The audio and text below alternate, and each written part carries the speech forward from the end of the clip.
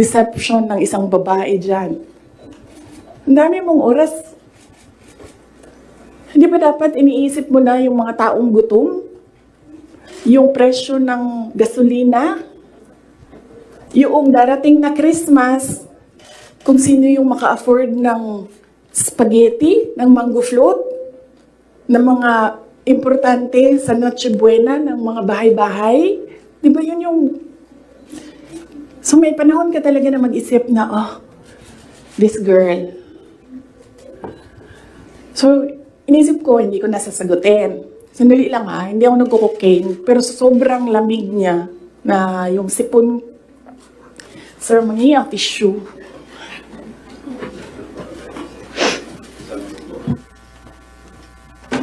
O, wag niyo lang hinaan, sir, kasi sa sobrang dami natin. Tissue lang, sir, may panyo ako. Ayoko ng panyo.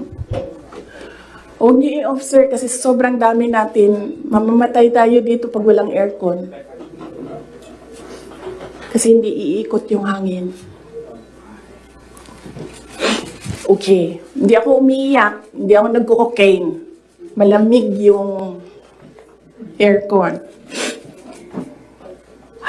Okay.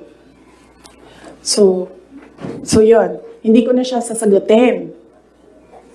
Kasi naman, hindi naman siya mahalaga sa bayan. Pakialam natin sa kung anong nararamdaman ng President at Vice President, di ba? Ako gani, sa binisaya pa, dawat-dawat raman na. Di ba? Dawat-dawat rana. Ako, ginatira ko nila kada adlaw. I am a subject of a Mega Millions PR attack. I am a subject of a House Committee hearing. Pero hindi na importante yung nararamdaman ko dyan. Ang mahalaga, matuloy namin sa Office of the Vice President kung ano yung sinabi namin na gagawin namin. Diba? So, I don't understand why we're talking about feelings. So, hindi ko na siya sasagutin. And then, sabi ng mga tiga Davao, nandun ako sa Davao nung lumabas niyang deception na yan. And,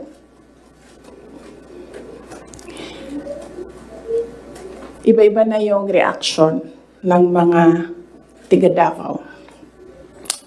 And lahat, hindi maganda yung reaction. Yawa na, siya na'y nangilad, siya pa'y nang budol, siya pa'y bagagnaw, nga musulti, nga I was deceived. So I thought, well, I will not talk for myself, but I will talk for all the Filipinos nga ang nararamdaman nila ay hindi nabalik ang justice ng boto nila.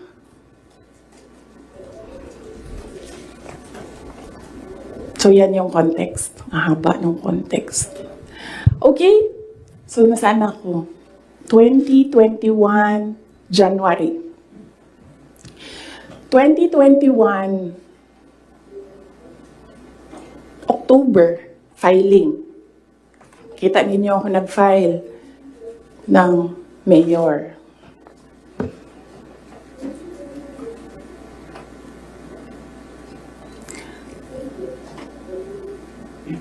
Mayor talaga yung tatakbuhan ko.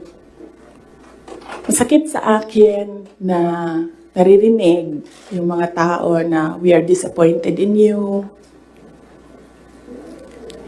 Kasi sa pagtakbo ba, dili man gud na siya kanaganing kung ingnan ka sa mga tao nga, daganday mo, dagan na lang ka. Muna-una po daw ka. Mundagan ko, o presidente, ingani ang may tabo.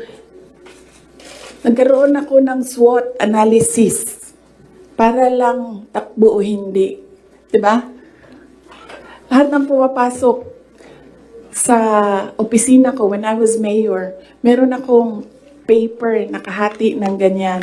Okay, ikaw, oh, you give me a pro and a con. You give me a positive and a negative running for president. Ganyan yung ginawa ko. And unfortunately, mas madaming negative kaysa sa lumabas na positive. And honestly, sa totoo lang, sabihin ko sa inyo, ang number one doon na positive, ganito lang. Ganito kasimple. Pangarap ko, magkaroon ng effigy tunog. Totoo yan. Because I feel na parang, wow. Sino ba sa inyo, sino ba sa atin ang ginagawa ng effigy? Diba? Sino ba sa atin ang meron talagang tao na hindi matutulog ng ilang araw para gagawa ng effigy tapos susunugin? Diba? So naisip ko, oh, when I become president, meron akong effigy and susunugin nila and magpapapicture ako doon. Kasi hindi lahat ng tao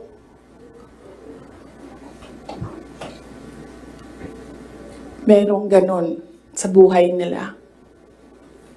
And then another positive was, mapupuntahan ko na lahat ng sulok ng Pilipinas. Makikilala ko na lahat ng mga tao, mga kababayan ko sa Pilipinas. Mapupuntahan ko lahat ng mga bansa na madaming Pilipino na nagtatrabaho doon, na tumutulong sa ekonomiya natin dito sa bansa. One of those positive things na nalista doon, na nasabi ko, kung makapunta ako doon sa kanilang lugar, baka naman ma-inspire sila na gawin kung ano yung ginagawa sa